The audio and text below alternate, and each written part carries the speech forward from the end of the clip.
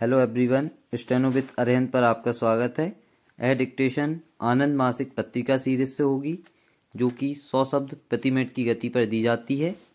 यदि आप इसका पीडीएफ प्राप्त करना चाहते हैं तो आप हमारे टेलीग्राम ग्रुप को ज्वाइन कर सकते हैं। यह डिक्टेशन एसएससी एग्ज़ाम्स ओरिएंटेड दी जाती है, जो कि आपके लिए बहुत ही हेल्पफुल रहेगी। चलिए तो डिक्टेशन प्रारंभ करते हैं। डिक्टेशन 5 सेकंड बाद। आदरणीय महानुभावों, आज यह कहना संभव लग रहा है कि एक समान एशियाई अन्वेषण का उदय हो रहा है। एशियाई लक्ष्यों के अंतर्गत हैं आर्थिक विकास, पारंपरिक समाजों का आधुनिकीकरण तथा राष्ट्रीय प्रभुसत्ता और पहचान पर विशेष जोर। कुछ सुविदित तथा सुस्पष्ट उदाहरणों को छोड़ पाश्चात्य देश अब औपनिवेशिक शक्तियों के रूप में एशिया से हट चुके हैं, लेकिन उनकी सैनिक और राजनीतिक उपस्थिति अभी भी हमारे महाद्वीप में बनी हुई है। यह कार्य रिक्तता को भरने के नाम पर या साम्यवाद अथवा किसी अन्य वाद के विरुद्ध जिहाद के नाम पर किया जा रहा है। भारत में हमने राजनीतिक रिक्तता के सिद्धांत को हमेशा ही अस्वीकार किया है। यूरोप ने अपने उपनिवेशों को त्याग किसी सद्भावना या सनक के कारण नहीं किया है, बल्कि उसे एशियाई राष्ट्रवाद के बढ़ते हुए दबाव से विवश होकर ऐसा करना पड़ा है। जहां ऐसा प्रबल राष्ट्रवाद मौजूद हो, वहां राजनीतिक रिक्तता होने का प्रश्न कैसे उठ सकता है। इस प्रकार शक्ति की रिक्तता का सिद्धांत अन्य रूप में जारी रहने वाला उपनिवेशवादी दृष्टिकोण ही है। पाश्चात्य देश राष्ट्रवाद की शक्ति को आंकने में असफल रहे हैं, तब भी जब उन्हें उसके आगे झुकना पड़ा है। इससे स्पष्ट हो जाता है कि पश्चिमी देश क्यों पिछले 2 दशकों में एशिया में संलग्न हुए और क्यों वे यहाँ विफल रहे। जो विभिन्न गठजोड़ किए गए वे अब प्रायः लक्ष्यहीन प्रतीत हो रहे हैं। इन गठजोड़ों के द्वारा जिन ताकतों की समाप्ति की बात सोची गई थी, वे अब भी पहले की ही तरह उपस्थित हैं, और चूंकि गठजोड़ों की नीति और तौर तरीके स्पष्टतः विफल हो चुके हैं, इसलिए अब उन्हीं देशों से मेल मिलाप के लिए कोशिशें हो रही हैं, जिन पर अंकुश लगाने के प्रयास किए जा रहे थे। शांति और सद्भाव की दिशा में किए गए किसी भी प्रयास का स्वागत करते हैं। हमें प्रसन्नता है कि गुटनिरपेक्ष देशों द्वारा व्यक्त विचारों का अनुमोदन किया गया है। भले ही ऐसा विलंब से हुआ है, लेकिन हमें अपने ऊपर लटकती खतरों की तलवारों का भी एहसास है।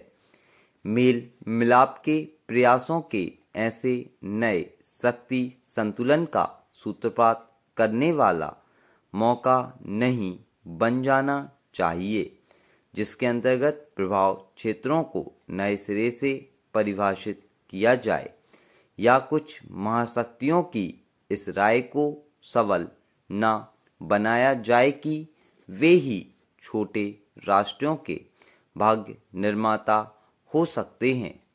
उपसभापति महोदय, स्वांतम योत्तम, भारत में समाज के सबसे निचले वर्ग के सुनियोजित विकास की जिम्मेदारी मुख्यतः सरकार पर ही छोड़ दी गई है, जबकि इससे पहले इन वर्गों के कल्याण की जिम्मेदारी महत्वपूर्ण समाज सुधारकों और राजनीतिक कार्यकर्ताओं पर भी थी। ये लोग मिशनरी भावना से इन कामों को करते थे। ब्रह्म समाज, आर्य समाज और रामकृष्ण मिशन जैसे महत्वपूर्ण स्वैच्छिक संस्थाओं ने किसी जमाने में समाज सुधार, सती प्रथा समाप्ति, विधवा विवाह, वृद्धों की सेवा शुश्रूषा, अनाथ परित्यक्ता को शिक्षा और शरण जैसे कार्य किए थे, जो अब संविधान के प्रावधानों और कानूनों के कारण राज्य की समाज कल्याण जिम्मेदारियों के अंतर्गत आ गए हैं। आज इन कार्यक्रमों के अंतर्गत शारीरिक और मानसिक रूप से विकलांग लोगों, वृद्धजनों, मादक पदार्थों और औषधियों के सेवन के शिकार व्यक्तियों, कुसमयोजित लोगों, अनुसूचित जातियों, जनजातियों तथा अन्य पिछड़े एवं कमजोर वर्गों को रोधात्मक, विकासात्मक और पुनर्वास सेवाएं प्रदान की जा रही हैं। पिछले कुछ वर्षों से युवाओं के समक्ष आने वाली समस्याओं के समाधान के विशेष प्रयत्न किए गए हैं। वृद्ध जनों के कल्याण और पुनर्वास, मादक पदार्थों के उपयोग को रोकने और नशाबंदी जैसे कार्यों में लोगों को सामाजिक सुरक्षा प्रदान करने के लिए स्वयंसेवी संस्थाओं और संगठनों का व्यापक सहयोग लिया जाता है। गरीबी उन्मूलन कार्यक्रम में लोकतांत्रिक विकेंद्रीकरण वास्तविक व्यवहार में नहीं आ पाता है। पंचायती राज संस्थाओं का भी स्वार्थ में उपयोग होने लगता है और वे गरीबों की वास्तविक आवश्यकताओं को पूरा नहीं कर पाती हैं। ऊपर से नीचे तक की प्रणाली के अनुसार जो योजनाएं लागू की जाती हैं, प्रायः उनका कोई व्यावहारिक आधार नहीं होता तथा जमीनी वास्तविकताओं से उनका कोई लेना देना नहीं होता है। इन योजनाओं के लिए प्रशासनिक व्यवस्था बनाए रखने में ही संसाधनों का बड़ा हिस्सा खर्च हो जाता है और केवल 35% वास्तव में लोगों तक पहुंच पाता है। सह इच्छाओं से शुरू किए गए कई अच्छे कार्यक्रम प्रायः लाल फीताशाही के जाल में फंस जाते हैं और अफसरशाही उनको लागू करने में उत्साह नहीं दिखा पाती। फलतः वास्तविक लक्ष्य प्राप्त नहीं हो पाता। संविधान में लोगों के लिए आय, पद और अवसर की समानता का प्रावधान है, लेकिन संसाधनों के न्याय संगत आवंटन में तथा योजनाओं के क्रियान्वयन पर कड़ी निगरानी रखने तथा उनकी समीक्षा करने की आवश्यकता है। उपसभापति महोदय, साक्षरता कार्यक्रम को ग्राम या पंचायत स्तर पर प्राथमिकता विद्यालयों से जोड़ना होगा। कई स्कूलों में केवल एक ही अध्यापक है। शिक्षा की सामान्य सुविधाएं तो दूर, कई स्कूलों में ब्लैक बोर्ड एक नहीं है। अध्यापक प्रायः स्कूल नहीं आते क्योंकि वे स्कूल से बहुत दूर रहते हैं। शिक्षा की दृष्टि से पिछड़े राज्यों में शिक्षा की मूलभूत सुविधाएं जुटाने के लिए नई शिक्षा नीति के अंतर्गत लागू किया गया कार्यक्रम ऑपरेशन ब्लैक बोर्ड भी असफल रहा है, क्योंकि लोगों तक ये सुविधाएं पहुंचाने वाले प्रशासन में उत्तरदायित्व की भावना का अभाव था।